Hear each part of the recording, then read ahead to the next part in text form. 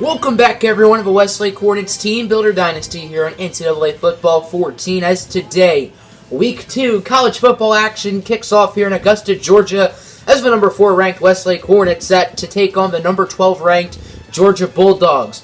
Last week, Westlake played their rival Utah State on opening day and absolutely annihilated them. 63-21. Westlake probably would have won by more had they not put in their backups early in the second half. Looking at some standouts from the game, Peyton Curtis, the quarterback, in his sophomore debut threw 5 touchdowns, tying Champ Britton for the most in a game in school history.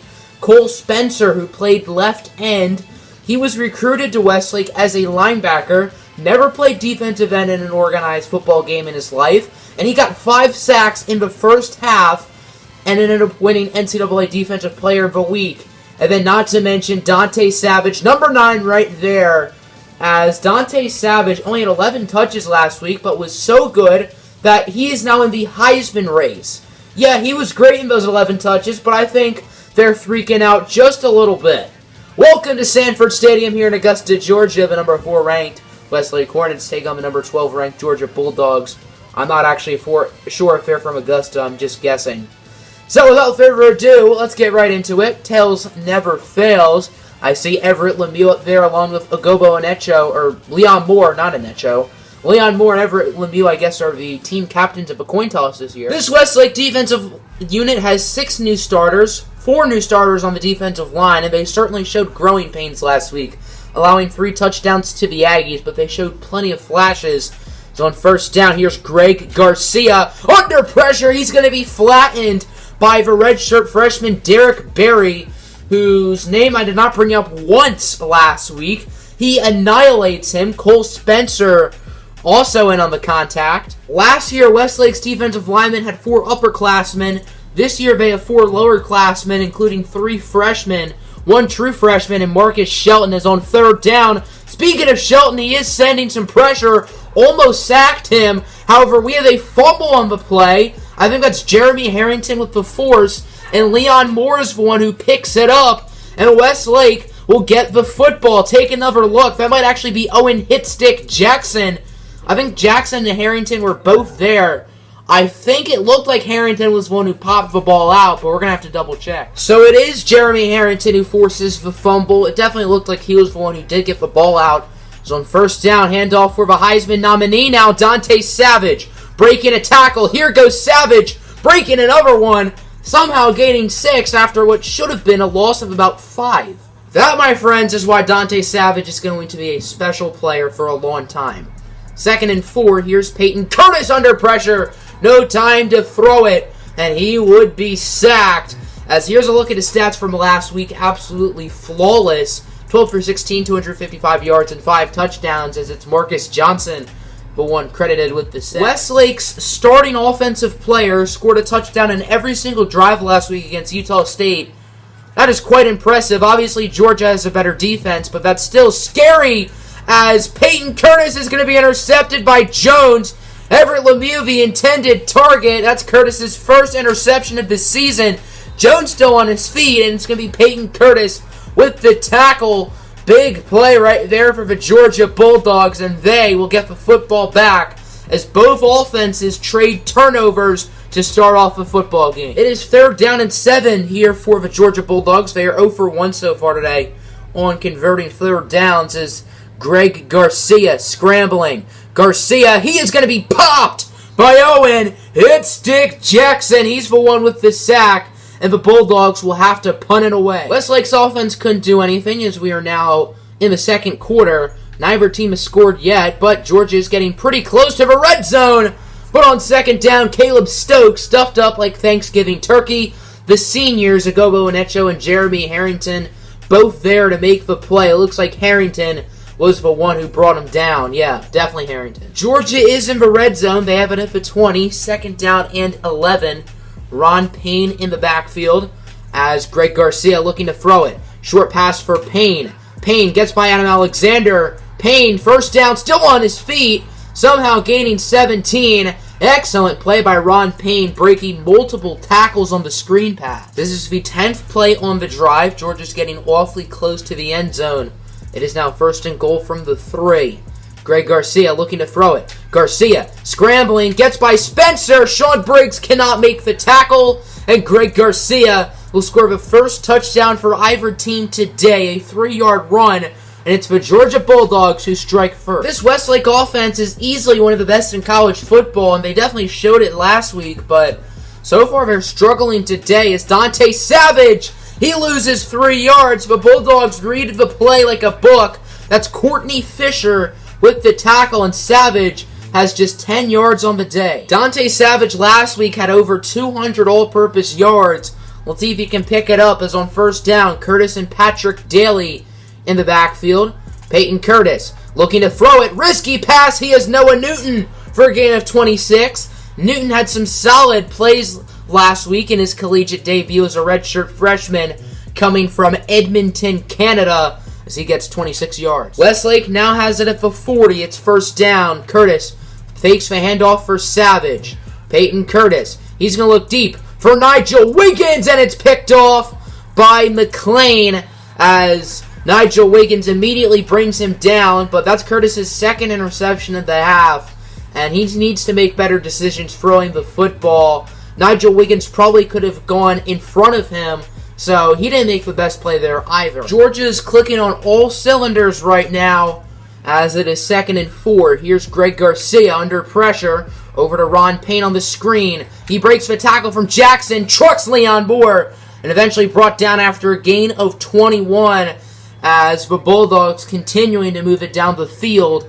They should have it a little bit past the 45, I believe. The screen play actually brought them to the 43. Now they're past the 45 at the 46-yard line, 3rd and 7. Here's Garcia under pressure. Greg Garcia tipped, and I don't know how Jeremy Harrington misses it. That was right in his hands. Harrington has also been playing great today, and he drops a golden opportunity. Even though Jeremy Harrington dropped an easy interception, that was 3rd down, and Westlake has the ball back as Peyton Curtis on 2nd and 8. Can't find anyone open. He's going to take a shot for a wide open Noah Newton. Right when I said no one was open, Noah Newton created separation. He needed one hand to make that catch, as we're going to look at that one again. Excellent grab from Noah Newton, who's been playing very well so far for Westlake. Leads the team with receiving yards last week as well as this week. Westlake is in the red zone for the first time today. Let's see if they can capitalize and potentially tie this game up. It's on 2nd and 6. Here's Peyton Curtis looking to throw it. Curtis finds the speedy senior Everett Lemieux, who gets the touchdown, and Westlake will tie this game up. Very nice drive from Peyton Curtis and the Hornets, and they are finally on the board. 36 seconds left in the half. Georgia has all 3 timeouts. Do they try to drive down the field or just chew the clock and play it safe? I think they should go for it since they don't get the ball to start the second half, but after that play, maybe they should just chew the clock as Cole Spencer with the sack. Of course, he had 5 a week ago, horse collaring him to the ground for his 6th on the season. Second half underway, and we are tied up at 7. Westlake did score on their last drive. Let's see if they can take that momentum and take their first lead of the game as Dante Savage is pounded in the backfield by Randy Stewart for a loss of 3. Savage had nowhere to go, and that'll bring up a 3rd and 9. The Bulldogs have it back now as Westlake's offense had a 3 and out. We'll see if Greg Garcia can do a little bit better than Peyton Curtis as there's Cole Spencer with another sack. This kid is on fire. His 7th sack of the season, 2nd of the day. I don't think anyone can stop this guy, and he's only 215 pounds. Maybe Utah State's defense is just that bad, as this Westlake offense carved them up like a pumpkin last week, and today they haven't done anything against Georgia. They do have a nice little drive here, but on 3rd down, Savage loses 2. That brings up an interesting 4th and 5. Do you go for it? Do you kick the field goal? Knowing Coach Mason Conway, he might be aggressive here. 4th down and 5. The offense will stay on the field. They are going to go for it as Curtis has a wide open man. That's Frank Bray, the redshirt freshman, for a gain of 14. And the 4th down conversion is successful. Westlake had a 3rd and 2 earlier on this drive, and they did not convert. Now it's 3rd and 2 again, as Peyton Curtis will look to throw it this time. Curtis looking for the end zone. He has a wide open man. That's Noah Newton. His first career touchdown as Newton has been one of this offense's few bright spots today. He's really looking like a quality football player so far in his short time so far with Westlake, and the Hornets take their first lead of the afternoon. For the first time today, Georgia is losing. Let's see how their offense will respond under pressure. 2nd and 4, tight end in motion. 1:11 left here in the third, as Greg Garcia will look to throw it. Garcia under pressure, scrambling with it. Garcia, he's going to be sacked for a loss of 8 by Adam Alexander, as Westlake sent the cavalry, and Georgia did a good job of blocking. Credit to them, but Adam Alexander was able to find the hole and capitalize. Now it's 3rd down and 12. The Bulldogs are 2 for 6, 33% on 3rd down conversions today, as here's Greg Garcia looking to throw it under pressure. Garcia dancing in the pocket, looking deep, and Harrington drops another interception. Once again, it was 3rd down, so Westlake will still get the football. This will likely be the last play of the 3rd quarter. 2nd and 2. Curtis and Savage in the backfield. Everett Lemieux in motion. Fake handoff. Curtis scrambling. Curtis looking to throw it. Curtis looking deep. He has his tight end Sandu fishing for a gain of 34. That's how the 3rd quarter is going to end, as Westlake's offense is really starting to figure it out. They lead at 14-7. And now they have the ball with pretty darn good field position. 3rd down and 8. This could be a huge stop for Georgia. Yes, Westlake is in field goal range, but Georgia certainly has the talent to score 2 touchdowns and get a stop. As here's Curtis scrambling. Curtis, he's going to take a shot. Hope he gets lucky. And he sure does, as there's the senior Everett Lemieux.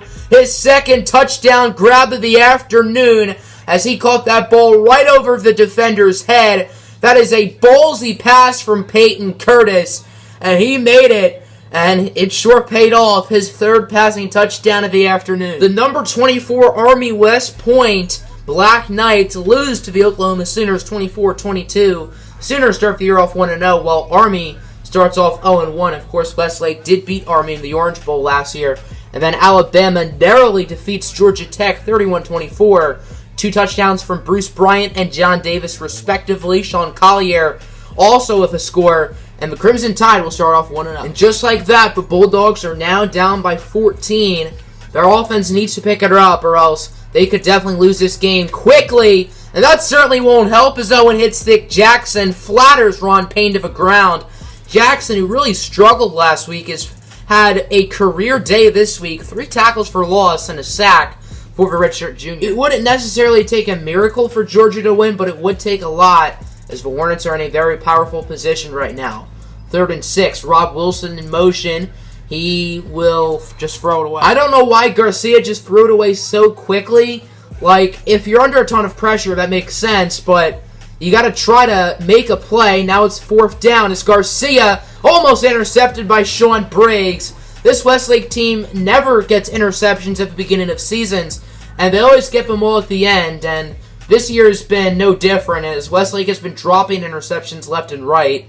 Briggs wasn't really going for the pick, but still, Jeremy Harrington went for a few today. Now Westlake can just chew the clock and win this football game, as Peyton Curtis will hand it off for Dante Savage. He fumbles the football. Parker will recover, and Georgia has new life, as Dante Savage loses the juice, and the Bulldogs will get the football back. That's Stewart with the play. The ball was ripped clean out. I don't think there's any need for review, and the Bulldogs get the football right back. That play certainly woke up this crowd, as on 1st down, Garcia scrambling with it. He's going to be brought down by Mike Jones for a loss of 3 on the sack. Georgia is 3 for 9, 33% on 3rd down. That's not totally awful, but that definitely does not win you too many games, as it's going to be a screen. Short pass for Payne, and he is clobbered by the true freshman Lawrence McCoon.